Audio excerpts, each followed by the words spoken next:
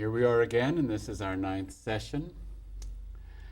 Our helpers today are, I'm going to ask the camera behind me to let you see Czech to my left. She's going to help us, and Song on my right. I must admit those sound a little strange, or maybe to you, those names, but they sometimes like to use names that mean something to them from the discipline that they've been working on, and I think that Czech probably was so taken with the Czech partner relationship and how we've said it's so valuable, how T and I in early days said it's so valuable to always have a Czech for everything that we do. And so she chose to identify with that name, and we do use it at times. And I think that Song likes the idea that this whole information is like the song of truth, the song of our Heavenly Father. And it certainly is. Well, in an earlier session, I explained to you that I believe that I did, that we got up early in the morning, and while everyone happened to be in the same place because we had a holiday, and we were visiting, and we had a little lesson about the, I don't need to get into the lesson because we went over it with you at that time. But here's another little illustration that I want to share with you. In the quarters where I spent last evening or last night, I seemed to sleep only a very short time, and not that that's that unusual. I don't seem to require that much sleep, and that's fine, but from about 1:30 on, it was as if I wanted to stay in communication with T and wanted to see if there's anything that we needed to alter or anything that I needed to particularly be aware of that I was not aware of in our sessions. And one point that came in so clearly that was new to me in a sense because we hadn't discussed it in the sessions was that really these sessions are for this classroom. In other words, it's for the students. These sessions, I feel that I have instruction, that T is helping me, hopefully speaking through me, and so on up the pipeline.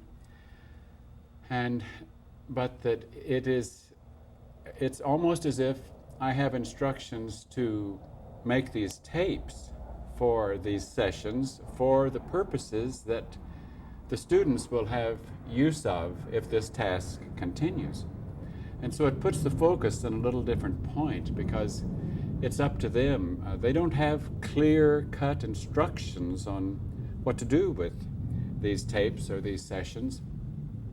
And we don't make them up. We do a step at a time. I think I've mentioned to you before that very often instructions just come a step at a time, and then we wait for the next one.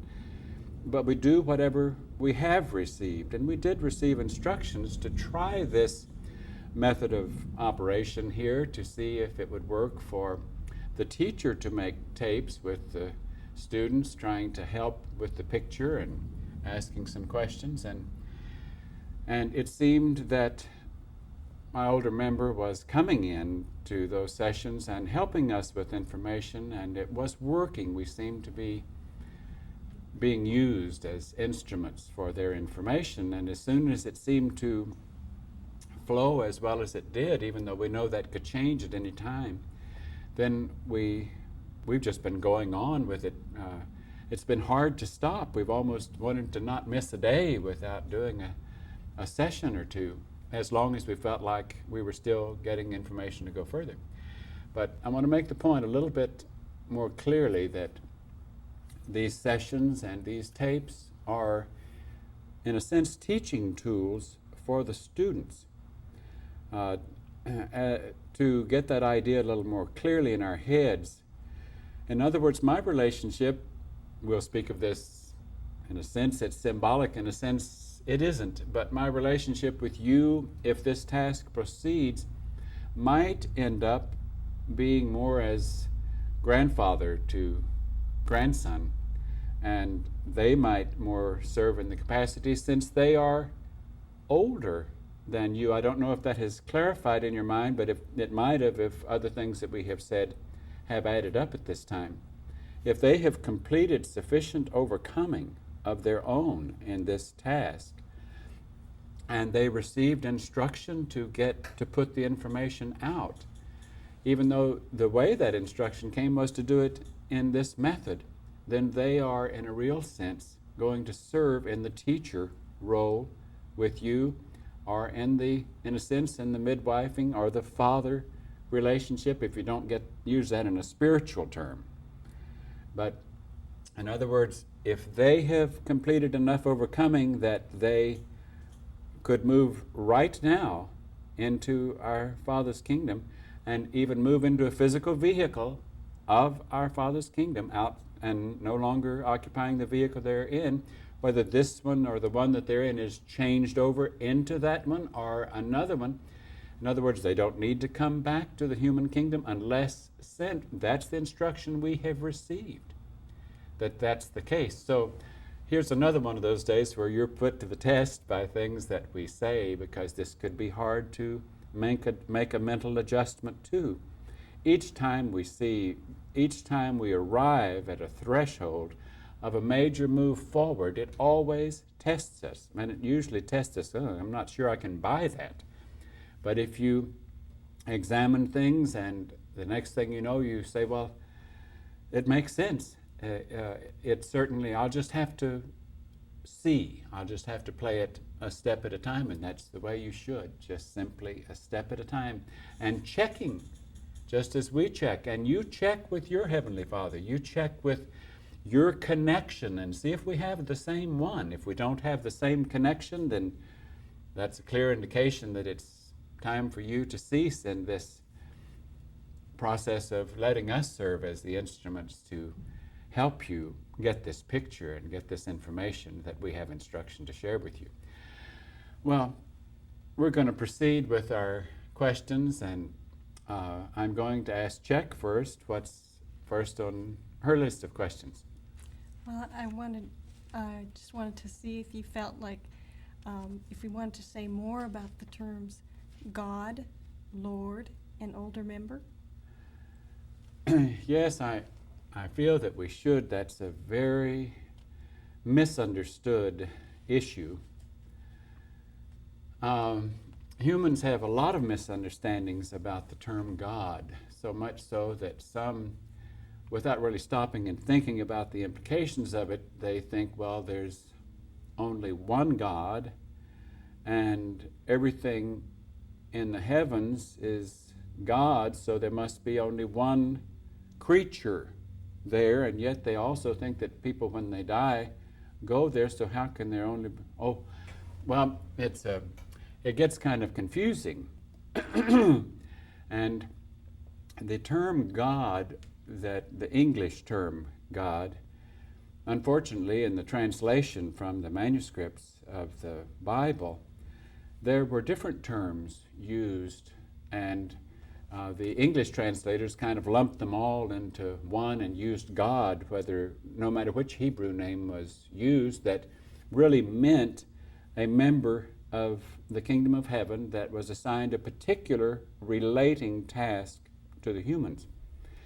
And so if we look at manuscripts and see the different names that were applied, some think, well, that's talking about the different characteristics of this one person. And they don't stop to think that the Chief of Chiefs, or the God of gods, the Almighty, the Most High God, the Creator in the kingdom of heaven, can assign his membership, or some from his membership, to assist him in tending to the garden, certainly in elementary tasks, or tasks that would be elementary to the Creator. And that doesn't mean that they have not even learned how to create in a garden circumstance. But as the different individuals, for sake of clarity and understanding, it would help your head, as it has helped us, to understand that, as it has been given to us, that the different members of the kingdom of heaven that were assigned to relate to the humans in this age. Depending upon the task that was their assignment, they ended up with a different title, and it was more of a title than it was a name. If you know much about the history in Hebrew as it relates to the name that applies to members of our Father's kingdom, there is some discussion that those names were never to be pronounced and never to be spoken. Some even don't even write them except maybe write a consonant to start it, and then a dash and maybe another consonant to end it. There's been all kinds of theological discussion through the years about the taboo-ness of humans being able to call the names or not to really know the names. So the humans have titles that they are given to use to illustrate. And like I say, those titles were reduced to just a single title in the translation to English. So the title God is just kind of like a general over title, where there were others that were broken up depending upon the task that the member who was assigned by the Creator, or whichever subordinate member assigned that individual to work directly with the humans, whether it be Adam and Eve in the garden or those in the desert or in Egypt or in Israel. So don't be confused by these terms. These are simply titles. Now, those titles should have tremendous respect from the humans, because in a sense it is a human relating to a member of the kingdom of heaven, and they wouldn't be relating to them if the information was worthless, or if they were simply humans just relating to them in human matters. They're relating to them, trying to help them get mindful of the truth, the reality that the kingdom of heaven exists, and that they were made, that they're plants that were made by the kingdom of heaven. And if they follow the instruction and behavior from the kingdom of heaven, then they can learn to actually aspire to be members of the kingdom of heaven. But just to get those titles straight, now Jesus, in his relationship with his disciples, some of them called him Lord and called him Rabbi, or called him Teacher, or called him Jesus. And from our point of view, I believe that probably from their reference point, that teacher was the most applicable term, and that Lord probably meant more in its original meaning as reference to a member of our Father's kingdom, or someone who is above you in the step of growth, the step of elevation or closer to God. Even in kingdoms of humans' kingdoms, where they have a monarchy, or they have a king or a queen, and they use the term lords for people in a position of authority and that have higher tasks in the structure of that kingdom government. And when in the Bible they use the terms kingdom, it's because the illustration of a king and a relationship of the subjects to the king and the hierarchy of authority in the kingdom of heaven is very like, or the illustration works, the analogy works. It's very like some of the structures that have been translated into the human kingdom, as they had king and queen and subjects and lords and parliament houses and so forth. And we'll discuss a little bit more of that issue the further we go. Now, a very objective term that we have been given to try to understand it, that as far as I know, I don't know of a synonym in the translation of the Hebrew. Well, I take that back. There are synonyms, both in the Hebrew and the Greek, that relate to someone who has gone further on the ladder in getting closer to the Chief of Chiefs, or closer to our Father's kingdom, as older. And also, if they're members of our Father's kingdom, then we can put those together, and they're an older member. And we talk constantly about older members in relating as a point of reference from one member to another one, a younger member, an older member. And the same, because that's perfectly synonymous with son, father, grandfather. Younger member, older member. Older member is older member. And the same way in the kingdom of heaven, as a kingdom with a king and subjects, the there is the subjects have a structure that could also be referred to in an analogy of families. Like in a partnership, there can be, if you use it in the right term, in the partnership, there can be like a husband and wife or a marriage, because there's a committal, not husband and wife, male, female, but marriage for committal in a partnership where there may not usually be that much age difference, or it might be the connecting age difference. So these are kind of used interchangeably, where even these students, for example, see me as an older member. I see them as younger members, and also a sense in the sense that they are committed to the kingdom of heaven, and have to also accept the representative in that committal. They have only one representative. They don't have much choice. At least for the moment, we haven't found much choice to give them. So in a sense, they have that same committal they make to the kingdom of heaven, to the representative that was given, and that not only they are younger members to older members, but that committal almost becomes like a marriage, if you can take it out of the male-female relationship. So it's very interesting to think of those terms, because historically in the manuscripts, as it relates to our Father's kingdom, to the humans, certainly in this age that we know about, we don't know much about the other ages, these synonyms work, even though through the ages they become kind of Old English or kind of religiousized, or we make them something less than objective, less than true, by making them very spiritual terms.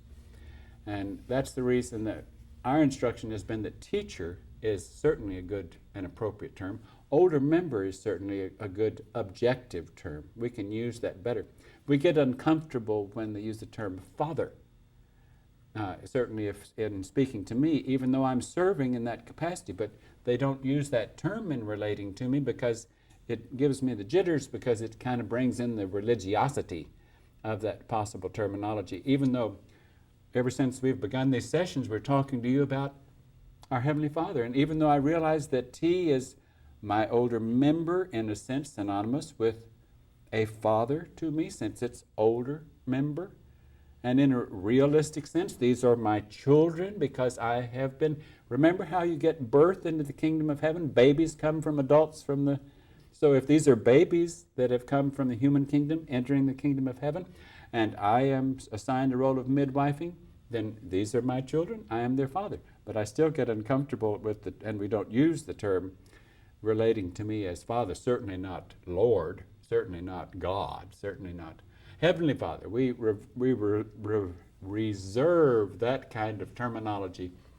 for those who are outside of human vehicles and in vehicles that would be the natural vehicle for our Father's kingdom. Okay, let's go to the was there more to that question, Jack? Well, I might be wrong, but it seemed like you covered it. Okay. Song, what's next on our list? Well, talking about terms, there's lots of interpretations to the word sin. And I'm wondering if you could help us by giving us the real meaning of sin, and if there's any validity to karma. Okay, you put me on the spot when you said, will you give it the real meaning of the word sin? I'll do the best that I can and hope that it's T that is feeding me, because I certainly trust the position that T happens to be in right now in her relationship with our older member. Sin. Sin, there, karma certainly is in this picture. Karma meaning a term that a lot of Eastern religions use, and we'll discuss that in a moment. But let's talk about sin. Sin is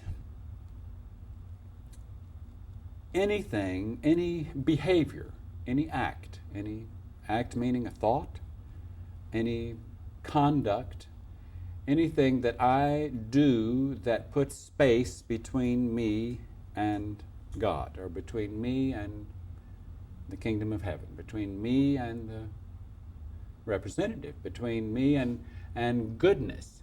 Anytime that the part of the mind that's in my soul gets its way, and it's not of that majority side that is mind that has been given to me from our Father's kingdom, then it is sin. It is information that came from the wrong side of the tracks, that is not true. It is misinformation. It is designed to convert me to the ways of the world, or to get me in opposition to my Father's kingdom, and to prevent me from overcoming the world and getting to my Father's kingdom. That is sin. Now, we can't talk about sin without talking about death, because I'm sure all of you know the little scriptures of the wages of sin are death. Now, we've talked about how death doesn't mean losing a vehicle. Death means losing the soul. So if my soul shrinks and deteriorates and goes further and further and further away from the kingdom of heaven by each act of sin, or each act of the world, each act of misinformation that I do, then I'm getting closer and closer to death, because death is when that mind of God that was in my soul has shrunk so that our Father's kingdom would judge it non-redeemable. Non-redeemable. It can't be reversed. It's gone by its own choices. It has gone to the point of being non-existent. There's not enough good stuff in there to even make it register. Now, let's be sure that we understand that certainly in the position and the task that we're involved in, we don't do any judging. And who would be in a position like that? But it's very important that you, as a possible student, understand how behavior adds up. Now, before we go any further with that, let's skip to this Eastern idea of karma, and the idea that I have to pay for, and it's not just the Eastern idea of karma. The truth as it relates to us in the manuscripts is that we pay for our sin. And the wages of sin are death. So if I continue in the path of sin, I'm going to lose my soul. I'm going to reach death. Now, in a sense, each act of sin that I do, it's going to take hard work and labor to recover from. I mean, if I become an alcoholic, it becomes labor to rise above, really rise above alcoholism. And that's just using that as an example of anything that I would overcome in the process of getting out of the sin that I got into. Now, theoretically, I could have been in an incarnate. I don't get my sin wiped clean just because I lose a vehicle and am replanted or transplanted back into the family that I was tied to with a new leaf or a new vehicle. I don't lose that. I'm still, what's the little saying that says that whatever you're bound to on earth, you're bound to in heaven? Now, that was using the term heaven to kind of throw several things into one grouping, one terminology, just like God is a general term that means a number of different things. Heaven means also a bunch of different things to different people. And like heaven was used and is used as a term of where you go when you lose your vehicle. And that may or may not be so, certainly from someone else's point of view. But many people use that term, applying that's where of course, a lot of people who use that term, heaven is where you go when you lose your vehicle, they also use another term and say if you don't go there, then you go to hell. And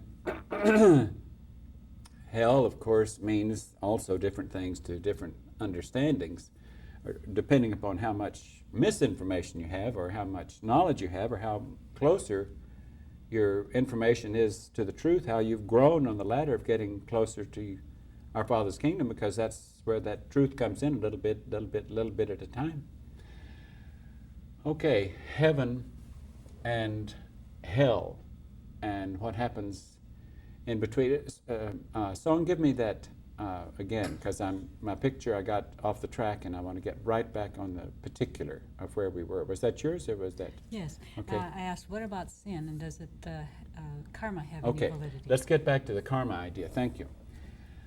Because the idea of karma is that I pay for any misdeed I have. In other words, some of the Eastern religions who believe in the idea of karma believe that if I kill somebody, then I'm going to be killed. That same thing is going to come back to me. If I murder somebody, I'm going to be murdered. If I treat somebody ill, I'm going to be treated in the same way.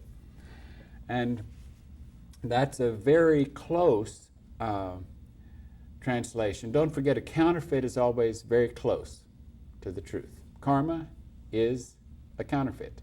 Some of what it says is true. Other aspects that it says is not true.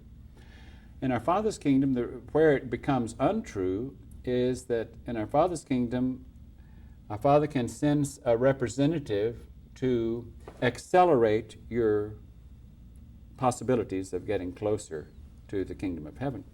And that representative, or that individual from that kingdom, when they involve themselves in your task of overcoming and they assist you in that, they can, from an Eastern point of view, or the karma point of view, they can take your karma. Now, from our Father's house interpretation of that same idea, it's I can take your sin. I can relieve you of your sin. When Jesus said to his disciples that if you truly ask forgiveness, then I'll take it out. I'll take your case to my Father.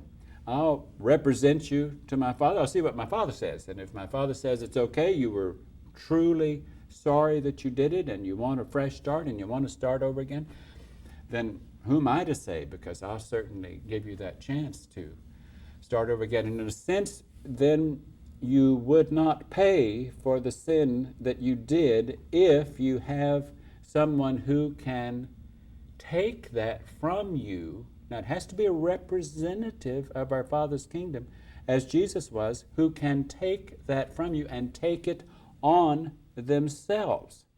In other words, it was a debt that you had. You did a bunch of wrongs, and they add up. The total keeps, every time you do behavior against our Father's kingdom, it starts totaling up on a column.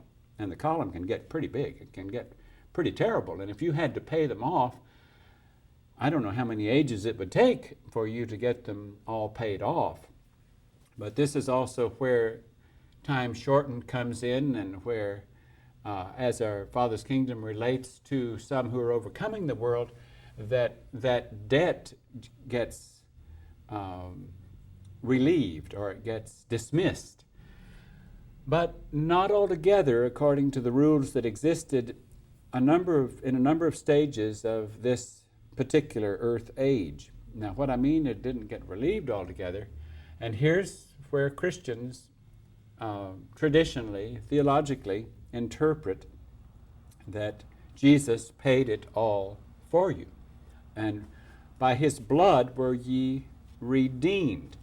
Now, in a lot of sense of the word, that's absolutely true, and we'll talk about that for a moment, because he said to his disciples, who were actually physically, personally relating to him, and as they did things that were against his instruction and their overcoming, and they recognized it, they acknowledged it, they asked forgiveness for it, and he said, I'll take it.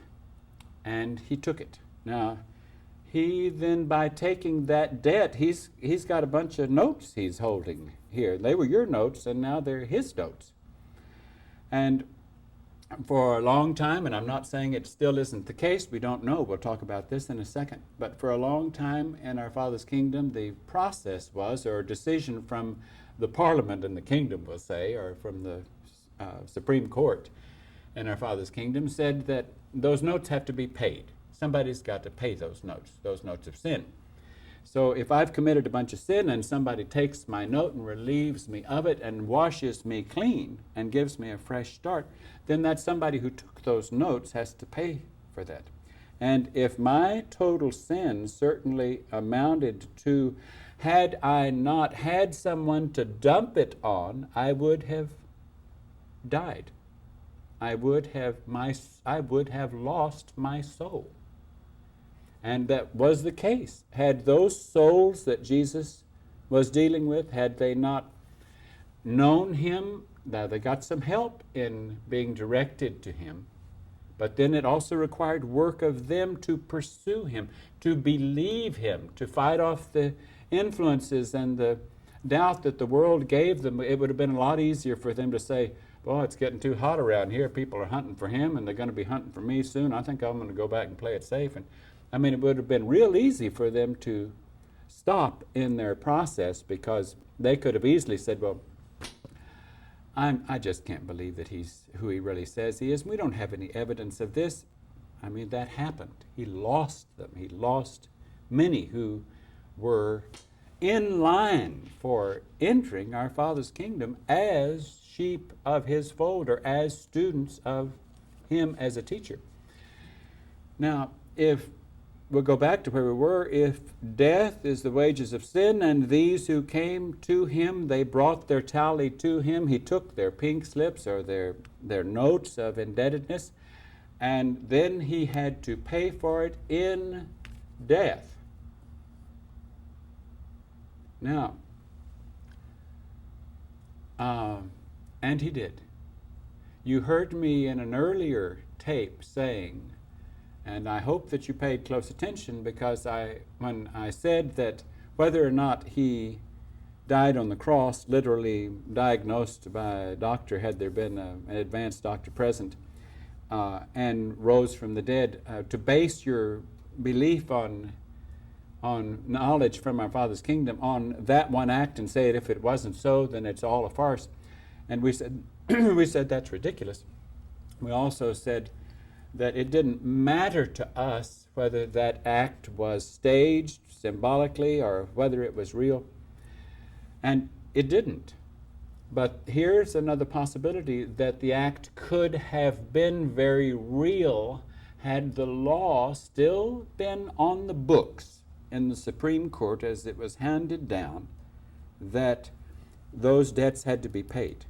And if their debts equaled death, then it could also mean that since Jesus took them on, the only way he could pay them is to go through having the sinners, those who are adding up their own tally of the same sins, be those who then initiate that death. In other words, they are then used to pay the debt for those that were students, those who gave their debt to him, and where he wiped them clean. And he was willing to do that.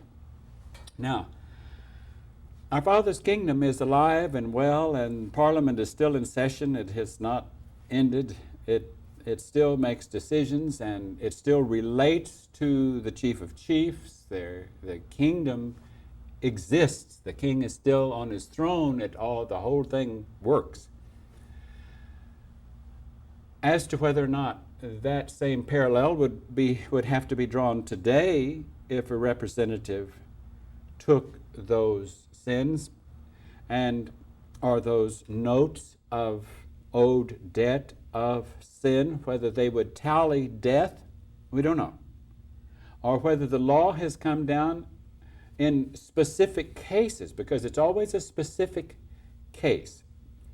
And it's not prejudged in that respect. Well, it is prejudged unless it has been changed. But anytime that something tests it, then you go and check the books and you see if that's still what's on the books. And if it's what's on the books, then that's what happens. We don't know what's on the books today. We don't know, for example, if that kind of thing would have to happen to this vehicle. If I would have to lose it in that way because of my relationship with these students, or what would happen to their vehicles as they relate to you if you continue in the direction that you're going and they continue in the direction of possibly serving as older member or teacher as they relate to you.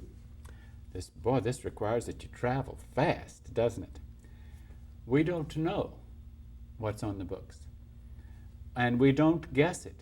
We are not, as we have said before, we are not into any martyr trip. We don't like that. It's unnatural. It should not be. It was not designed for anyone to like martyrdom or to think that they got spiritual elevation by it, which could be a mistranslation or counterfeit information of what happened at a death which paid a debt, and then therefore freed the one who paid it and went on up. And it's true, as people say, Jesus didn't owe that debt. It wasn't his. Those sins weren't his, even though at one time he had gone through that same process that they were going through long time ago. Because that's the way, don't forget, that children get into our Father's kingdom. And certainly Jesus was one who got into our Father's kingdom. Now, exactly what the lesson plans were and the particulars about graduation at the time that Jesus graduated into our Father's kingdom from a human kingdom or a human kingdom equivalent, we don't know that because we don't have that information available to us. The possibility exists, theoretically, if not realistically. Don't forget that we've also talked about how every individual on this planet in this age could have been a created individual instead of one born of sin. I'm afraid that's true. That is sin. That is a condition that was brought to them from a kingdom below. It was an animal condition. It was not intended for human, even though human was designed to have the capability of doing that act, and they have the option to do it. But they have to look away from their relationship of the one assigned to them by the kingdom of heaven in order to participate in that act. Now, the reason I'm bringing that back up is because Jesus could have graduated in a class or from an age where that didn't happen. Whether that's only theoretical and did or did not take place is unimportant. The fact is that the kingdom of man, the kingdom of human, is designed to go both ways. And by choice, in this age that we know from our history books primarily being the one history book that most of the public questions the most as to whether or not it's an authentic history book. The one that does actually tell about God's, our Heavenly Father's, our Creator's relationship with man is the one that the deceived question the most as to whether or not it is an authentic record or if it is some spiritual documents or legends. And yet it is the only record that of events. I'm not saying that there's a lot in there that you could quibble over whether or not this little, for example, punctuation that means a lot in your understanding of things. And yet, for the most part, the biblical scriptures had no punctuation. So you didn't know where sentences ended and the next one began, and it could have a lot of different meanings. So how much of it that man, because of misinformation, since that's where Satan camped the most to give information from those who were the rightful heirs of our Father's kingdom, gets pretty sticky, doesn't it? Okay, we might have gone enough on that course to have you understand that, but it is so important to understand that our Father's kingdom is alive and well.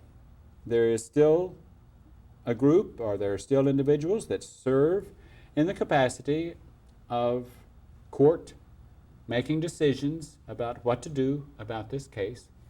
Sin still adds up and can add up to such a great total that there's not enough of our Father's mind left in there to account for anything. It's impossible for it to be salvaged.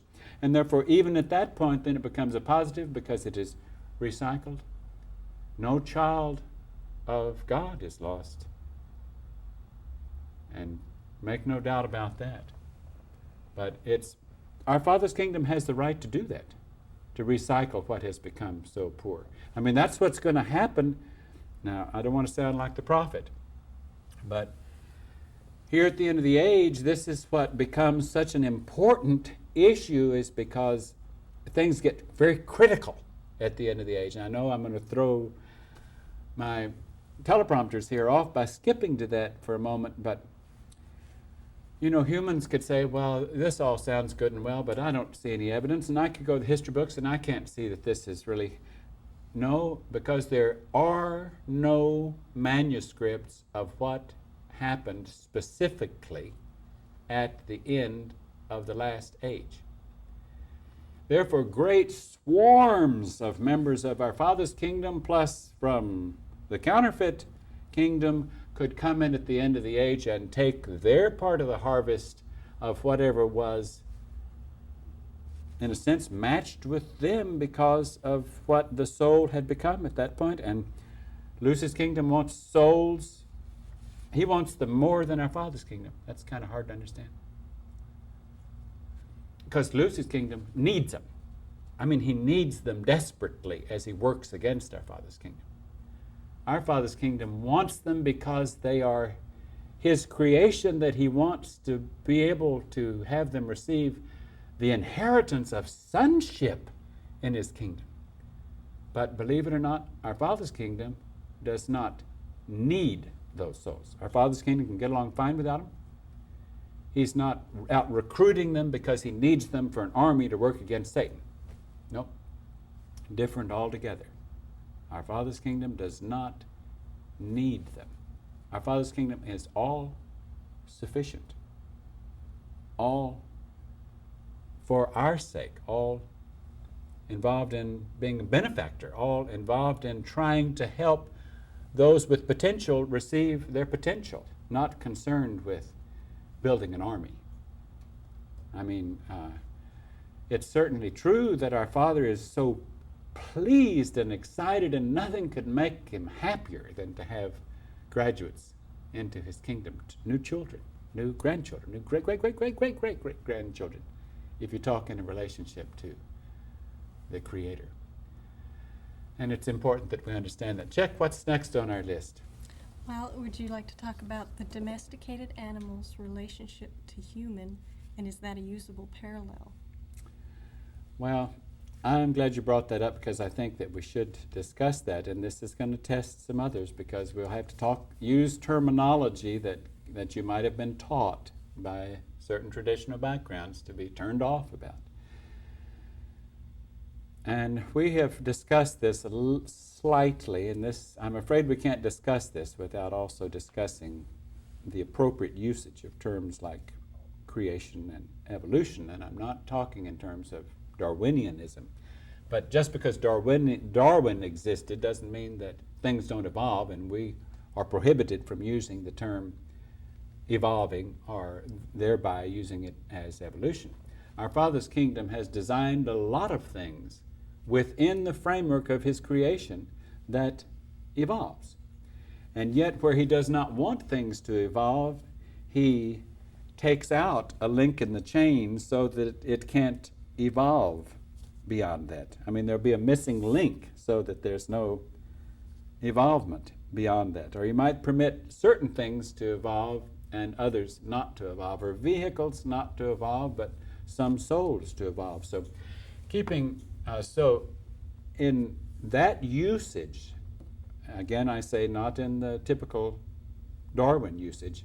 In that usage, the design of creation is also involves evolving, which is beautiful if you think of it in the right way. I mean, as you look at the various degrees of souls that you might be acquainted with on this planet, as their various stages of growth, you see things evolving away from the truth, away from our Heavenly Father. You see them evolving closer. You see that happening in whether it be religious groups or families or nations or anything. You see them evolving or getting more corruptible, more perishable, or less corruptible, less perishable, and that's what it is. Back to Czech's question. Let's talk about the illustration of a domesticated animal in its relationship to the human kingdom, and use it as a illustration or a parallel of a human that's trying to get into the heavens or into our Father's kingdom. When a domesticated animal doesn't like to act like an animal, doesn't even identify with being an animal, it only cares to please its master, which is the case in different nations with different animals. For the most part, in this nation, or in the U.S., it's the dog, or in some instances the cat. The thing that identifies, that we'll use as our analogy here, is when all that little animal wants is to please, and it just runs around wanting an indication of, am I pleasing, and just waiting for one moment of attention from that human. And it doesn't like to run with dogs. If it has truly evolved, it doesn't. And I have to bring up another issue here that might touch your funny bone in one way or the other. I can remember hearing some animal rights people who are concerned with the overpopulation of animals in the world, and they talk about this: have your pet spayed or neutered. And that's one of the kindest things that could happen to that dog or that pet, because then that gives added help to that little pet to be more preoccupied with service, more preoccupied with pleasing, more preoccupied with what can I do. Now, a lot of times that's where it kind of separates, where certain dogs who want to be petted, and that's about as far as their service gets. And there are others whose service can extend beyond to that, and they yield very quickly or easily for a training that can even find them as seeing eye dogs or hearing dogs, or where they're trained to do a lot of tasks. And I think this happens certainly in some countries with development in the monkeys or the chimpanzees, and I don't know what all other type of domesticated animals that are trying to please the human kingdom. Well, unfortunately, the same ratio happens, that the more difficult the transition is to pleasing, or the more requirement it is, in other words, the stiffer the task is of trying to assist in real service to the human kingdom, the more it weeds out a lot of the dogs or whatever the domesticated animal might be that really shows a conscious desire for approval and to serve.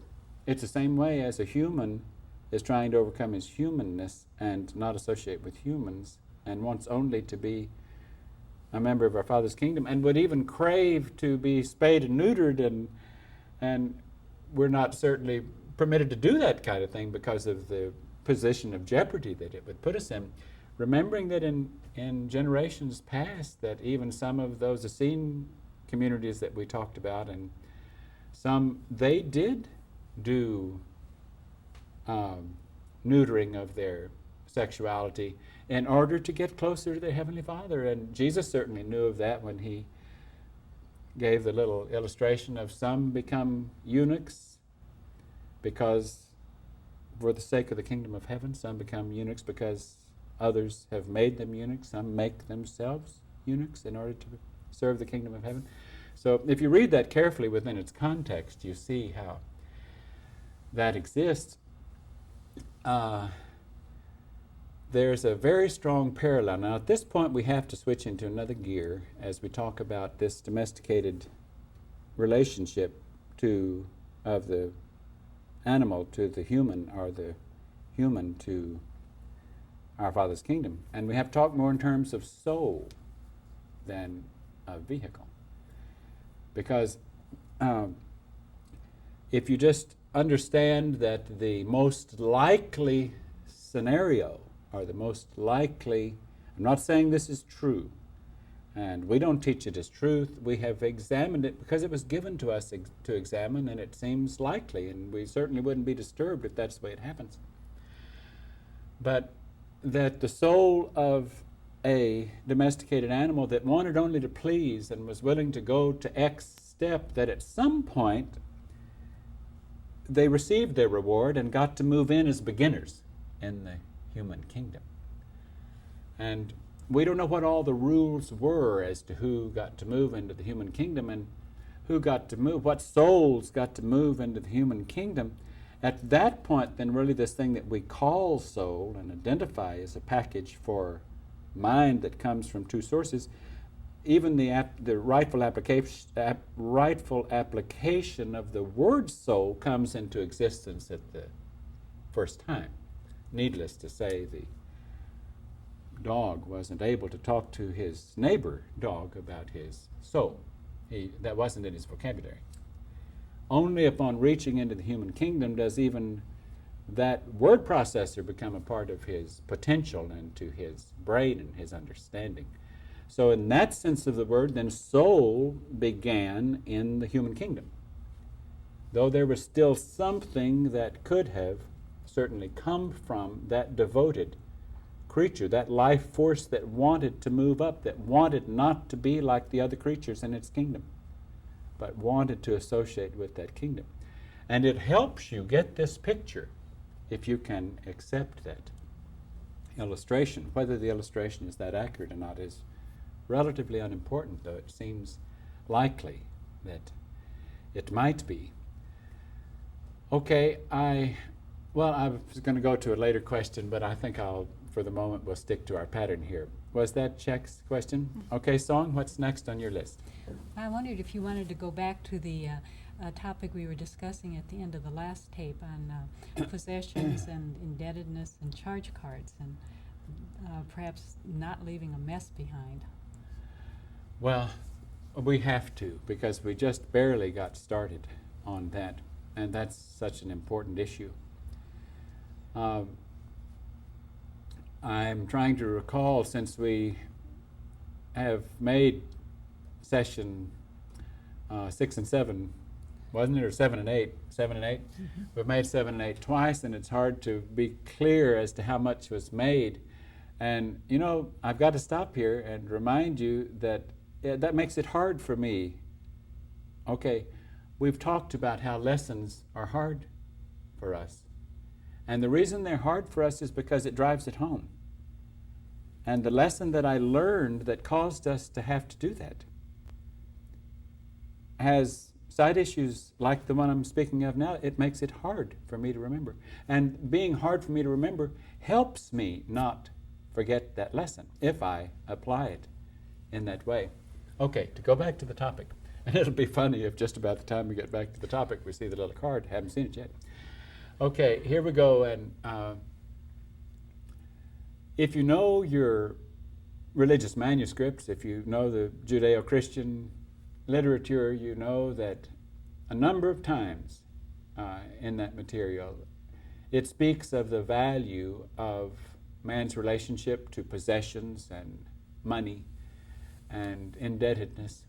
And if someone borrows something from you, that you if they need to borrow it from you, that if you have it, then and they need it and it's valuable to them from our Father's point of view, then you give it, and if they pay it back, fine. If they don't, you forget about it.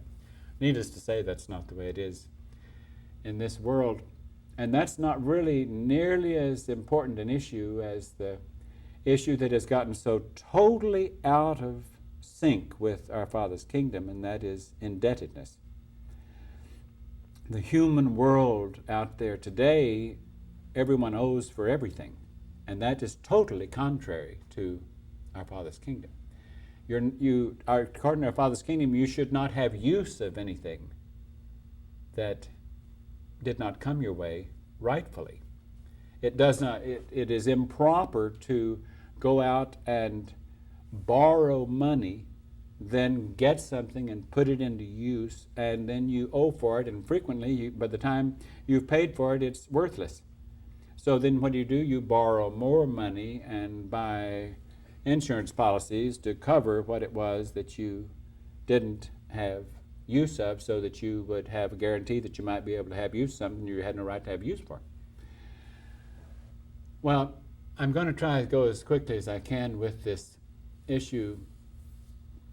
The principle that we have to live by is that we are not permitted to have any indebtedness. And we can see the value of that what is given to us is adequate. If it is not given to us, then we have no business using it. If we ask for it and do not receive it, we go and re-examine our asking and discover that it was improper asking. It was inappropriate asking. And the same thing goes for credit cards. How can we owe the petroleum company for gasoline that we're using in our automobile when it isn't paid for? It isn't ours. And we might not ever have the ability to pay for it. And of course, well, then Satan has another little thing that you can come in real neat. You can just get it all relieved by just chapter 11, to get a fresh start. And yet, it really isn't a fresh start. It's in a sense, it's held against you. But the principle of our Father's kingdom says that what I give to you, I give to you. It is yours. He does not give us anything that we owe him for. When we do things, we talked about the only kind of indebtedness that he knows anything about, and that is when we go against him, then we are creating an indebtedness against him that is hard to pay for step by step, of course, unless relieved. But credit cards, therefore, are taboo unless you can have one because it might help open a door for you and you don't use it. That might be an okay thing. Now, even that means automobiles. Yes, it means houses. It means everything. And we've got to cover this issue more because there's that sign that 10 seconds just went up. And we'll start here next time and see how far we can go.